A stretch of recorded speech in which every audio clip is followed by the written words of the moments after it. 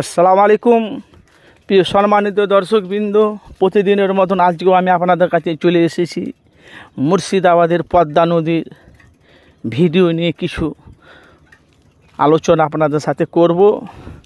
ভাই, আপনারা জানেন যে আমাদের পশ্চিমবাংলার মধ্যে নামি খ্যাতি জায়গা হলো, সেটা হলো মুর্শিদাবাদ।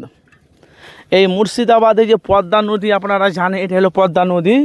এই পদ্মা নদীর ইলিশ মাছ খাওয়ার জন্য অনেক মানুষ ছটফট করে।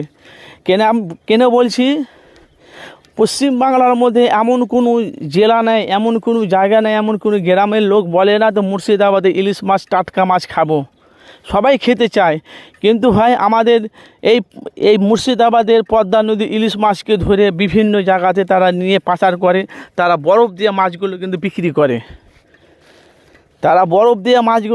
করে, সেই নদীতে আমি আপনাদের কাছে এসেছি। সম্পূর্ণ ভিডিওটা আপনারা শেষ পর্যন্ত আপনারা দেখতে থাকুন। এটা অন্য কোনো জায়গা নয়, এটা হলো মুর্শিদাবাদের পদ্মা নদী। এই পদ্মা নদীতে জ্যান্ত ইলিশ মাছ, টাটকা ইলিশ মাছ ভোরের দিকে মোটামুটি 5টা, 5:30, 6টার দিকে ইলিশ মাছ টাটকা পাওয়া যায়।